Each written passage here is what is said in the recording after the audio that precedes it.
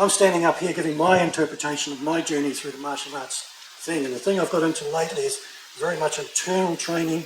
How does my posture affect somebody else's posture? By what do I adjust in myself, if that makes sense. So we're just going to hold the Joe between us. I want Rupert with two hands, and I want you to get into my strong stance. All right?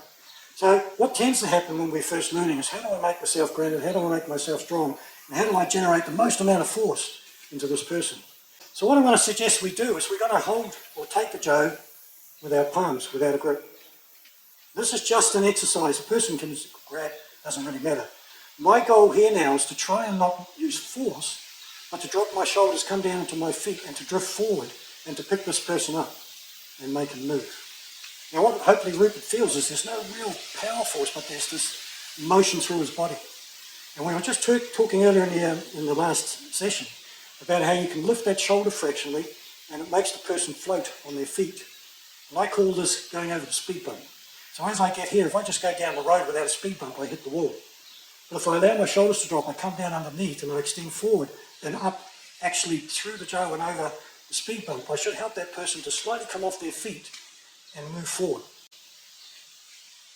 Okay, so it's a subtle exercise to experience what it's like to manipulate somebody by using your own structure. My journey today is going to be about what do you change in you? How do you affect you to change the situation you are with another person? And what got me first down this road is when I used to have to do 1,000 cuts. And of course physically I'd be lifting from my shoulders, and by about 150 cuts I'm starting to get tired.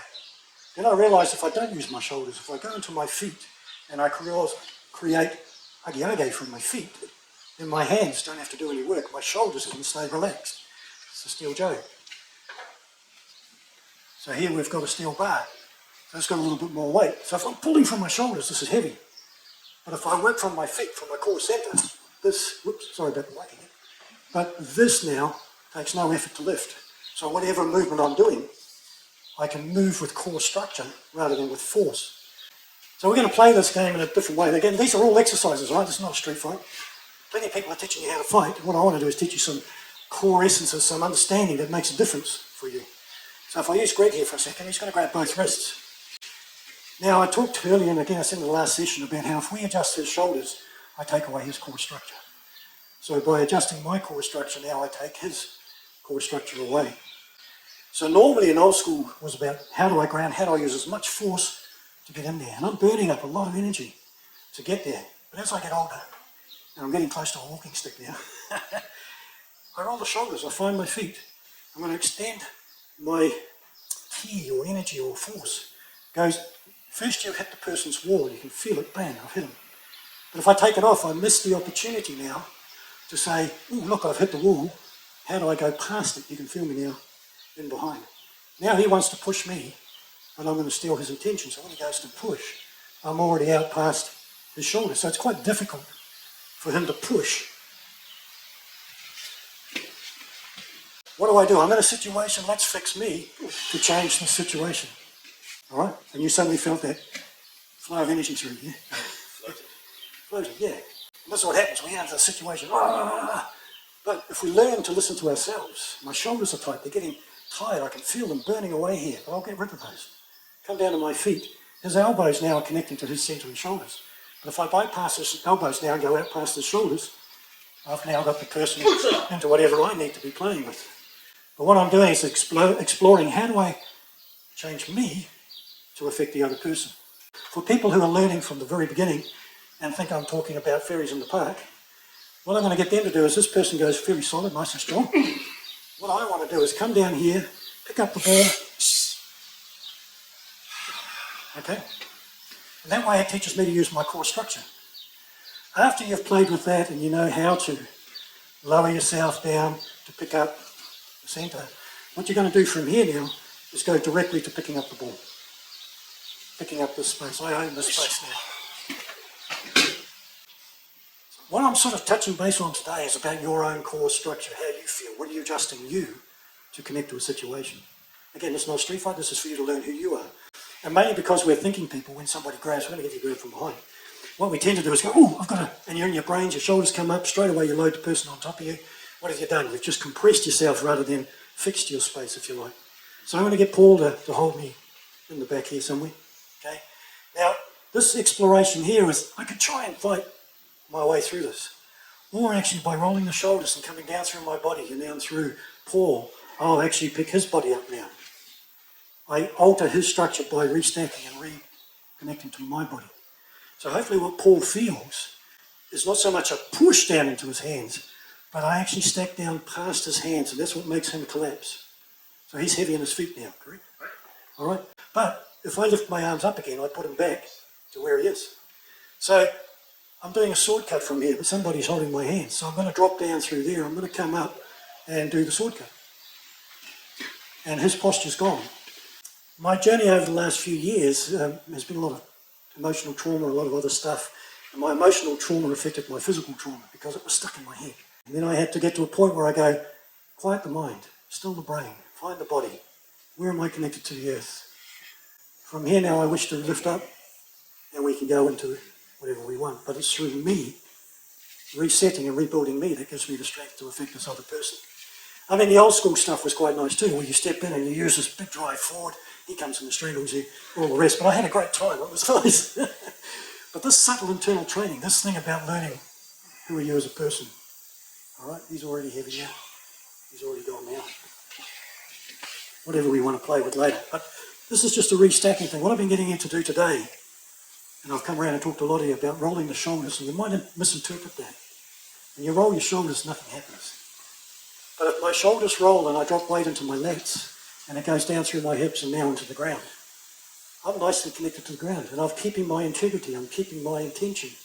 My intention now is to take away this person's structure and make room to step out.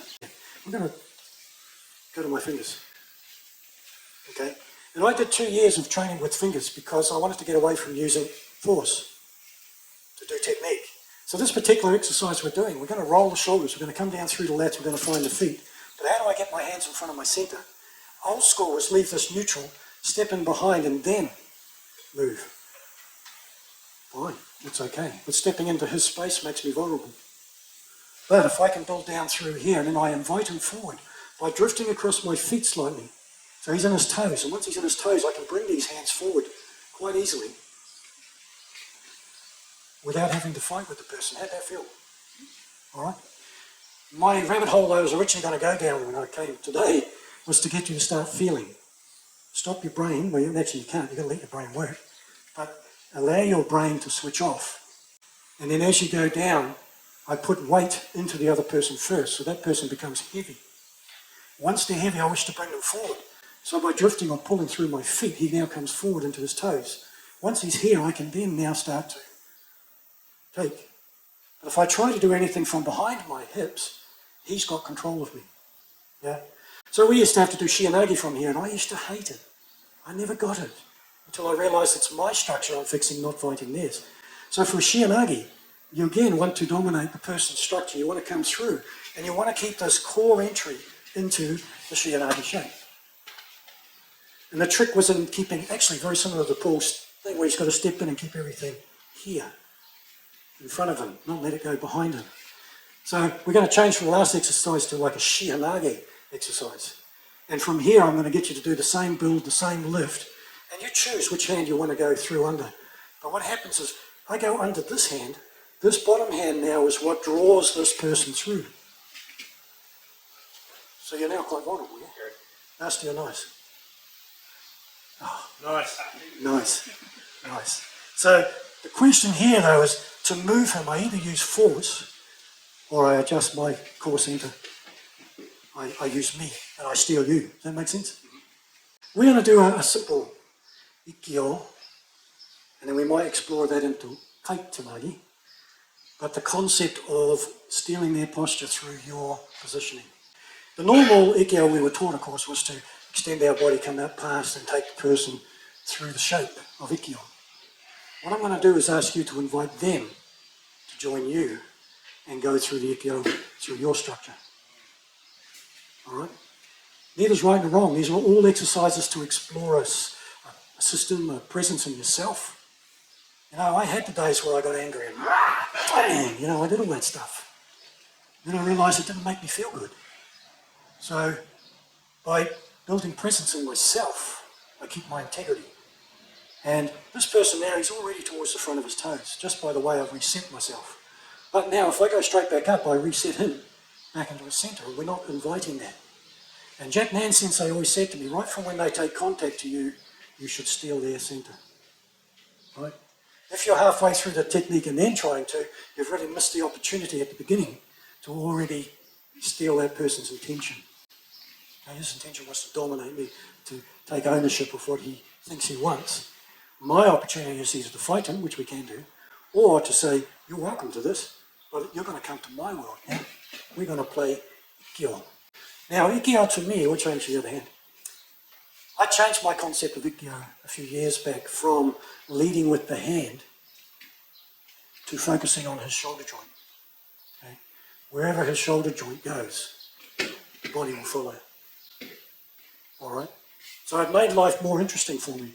How do I connect to his shoulder joint? Lock that in for me, get nice and strong. Boom. So now it's really nice and tight. And at first it used to be a problem for me. So, oh, how do I deal with that? But I invite him to change. Feel it? All right? But what I'm doing through me is I'm taking my body core structure and connecting it to his shoulder. At the moment, he's got a nice firm grip and he's pulling me into my toes. So either I fight him or I reset me and do the Ikkyo. So we're going to take our Ikkyo now and turn it into a Kaiten. And for me now, Kaiten is exploring for that point where he wishes to fall forward. So this little drift has already stolen his core centre. My drift around his wrist has already caused him to come up. Drifting him out here now, he's just on the point where now he wants to drop down and I can get to Kaiten from here. But hopefully what you're feeling is that I'm actually inviting you to fall. I'm not forcing him to fall. That makes sense? Tony says that you talk about the initial drift. Can you perhaps give me a little more explanation as to what you're doing and how you create that initial drift? The initial drift, especially when he starts to pull back, is he's dominating my space. So I'm not in my feet, I'm in the front toes. So this drift, I can't just drift back, otherwise I become a tow rope and I don't invite him to join me. But if I roll the shoulders and I stack my body through, I'm actually creating a drift across my feet back to my centre without pulling. And again, Jack Nan used to say to me, draw the person across, but don't pull. You think my head would tell me how I could do that? Until one day he said, just put your foot out and relax your body.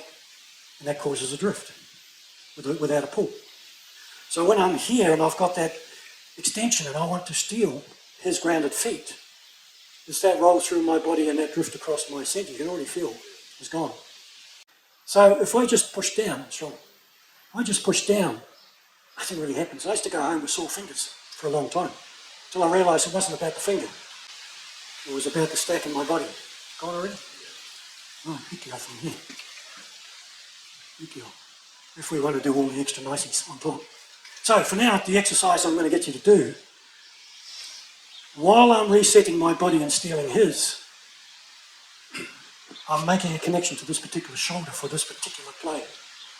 And if I go back at any stage, I've given it back to him.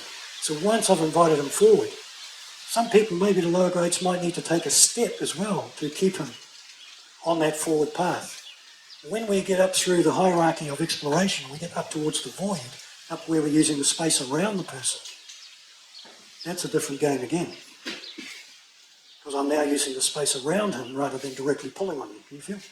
So let's see if you guys, when they've got a firm grip and you want to get to Ikkyo or Kaitenage, and the Kaitenage for me is inviting the person to fall forward, it's through changing my core centre that invites him to come over. Here it's not the right place. I can drive Ikkyo from here, but it's not right for Kaitenage. But if I go across my feet towards his centre line now, he's ready to fall.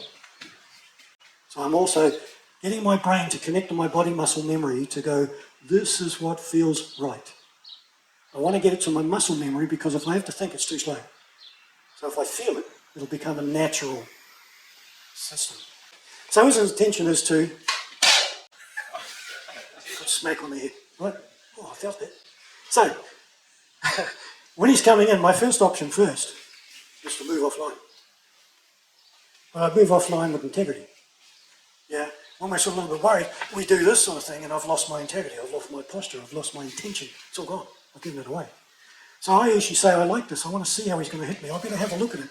Oh, that's a good hit. Right? So that changes my mindset from being afraid to being inquisitive and learning. He wants to smack me on the head. So that's the first part, fixing me.